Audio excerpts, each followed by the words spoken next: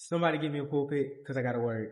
The other day I posted a video on my socials explaining that I used to be gay and that I'm now in a God-honoring relationship with a woman. This is my woman of God. We're now going to answer some of those questions that people put in our comments. So, all right, let's just get right into it. How did y'all meet? We went to school together, starting from elementary school to high school. Did we meet before or after the journey? Before. Are you guys waiting to marriage? Yes. Choose purity. Anyways, what does the God-honoring relationship mean? It means that you honor God in all of your actions. We honor Him by the way that we communicate to one another. We honor Him by waiting till marriage. We honor Him in the way that we lead and the way I would submit. What was your first reaction when he told you about his past? I already knew. Ain't it? I was very loud about my sins. I mean, ain't no difference now. But anyways, what emotions did you wrestle with after hearing it, and did she feel discouraged? I knew about his past, but not in totality. I didn't know the things that he did in depth. I didn't know the people he messed with in depth and things of that such. So it was the enemy trying to place doubt in that area.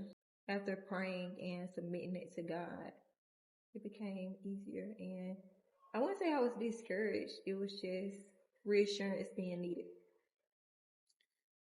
Did it make you question whether or not he would go back to the lifestyle? In the beginning, it was me needing reassurance in that area. And he reassured me in that. And God reassured me on the word that he spoke to me. How did your understanding of deliverance shape how you saw him? I knew that God could deliver somebody because he delivered me from the things that I did before him. I knew that God's delivering hand was certain. I knew that if he delivered him, then he was delivered. Simple. That's it.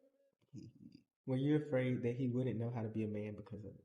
I wouldn't say I was afraid. It was just me not seeing the fruits of that yet, because it wasn't until God brought him into this relationship until he had to practice the things that God was teaching him. How do you separate who he was from who he is now? I don't think about who he was. That never crosses my mind unless it just comes up, honestly. The only time we talk about it is literally when we have to do stuff like this. What would you say to a woman dating someone with a similar testimony? You'll know him by his fruits. Does it make her question your authority at times? Now, no. In the beginning, yes, it did, until I started to see him operate in the things that God has called him to operate in. Does he act more feminine? No. Quick with it. How did you know that he was your man of God, and did you like him first or did he like you first? God confirmed it. God showed me who he was when he shared his testimony last year. And I think once we started to talk more, God gave us the same feelings at the same time. And this one blew me. Was she gay before being with you too? No. Bruh. But even if I was, that wouldn't change anything. Do you know that like bisexuality and like pansexuality exists, right? And that you can still be religious and still be queer / who you are, right?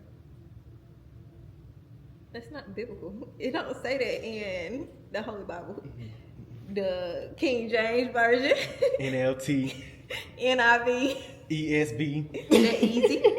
What is it? MSG? Christian to Christian. And did Christ authorize this?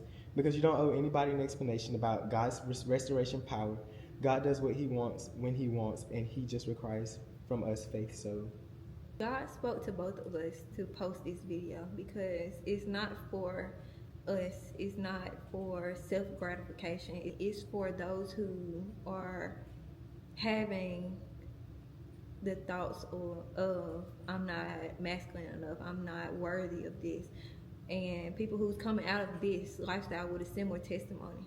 And I want women to know that it's okay to pursue a man with this testimony and not to base them on their past or what they did, because if it was vice versa, you wouldn't want them to base you off of that. And everybody has a testimony, everybody has a past, and he don't base me off of mine. even though we don't share the same testimony.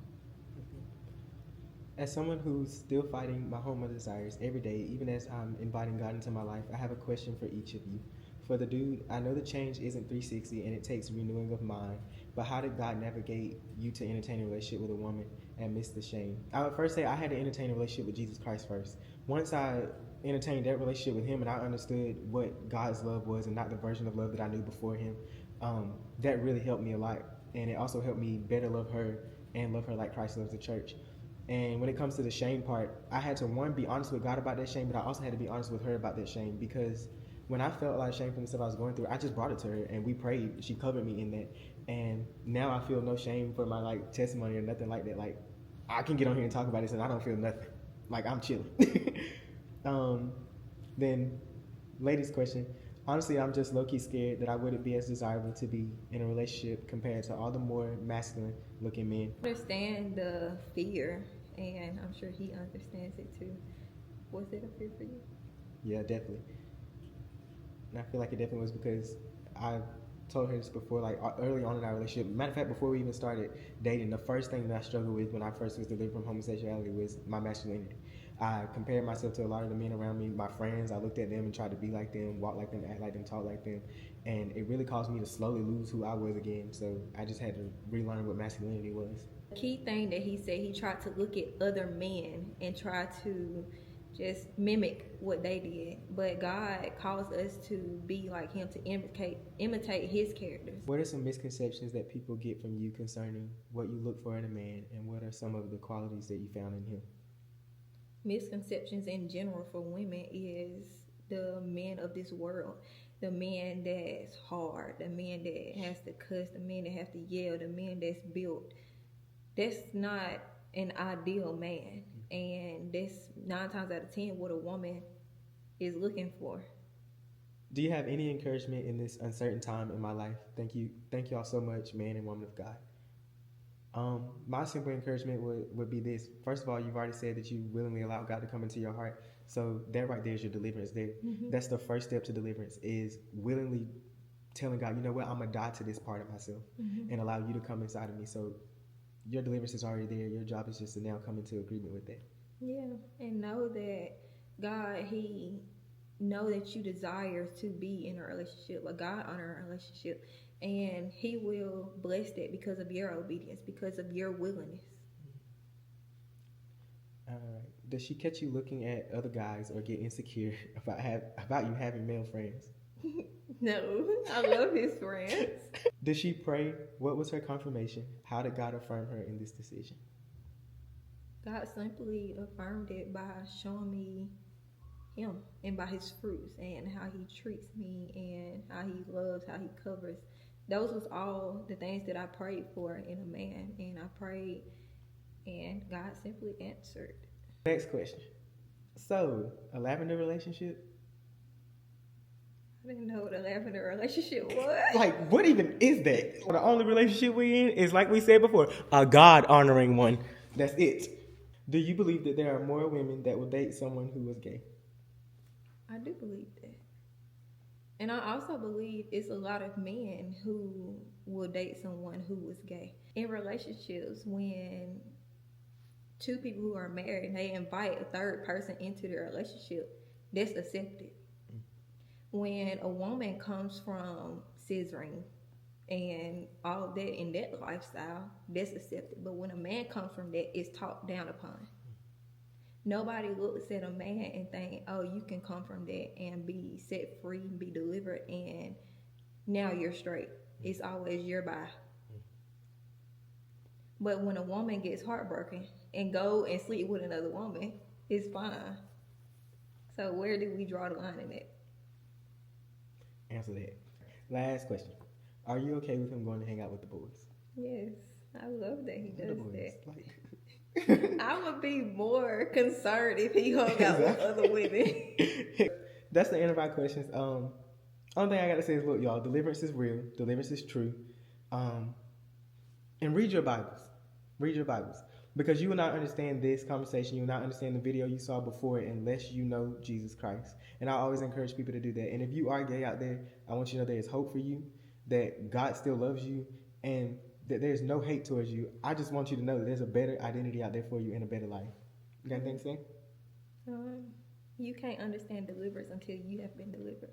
Until God comes into your heart and sets you free from sexual immorality, from porn, from masturbation, from lust, from greed, from jealousy, from envy. You can't understand somebody else's deliverance. And that's why majority of the comments is negative, saying that, oh, this ain't real. Now you're not questioning him, you're questioning God. Yeah. All right, that's it. If you like this video, like, subscribe, share, all the good stuff. Bye.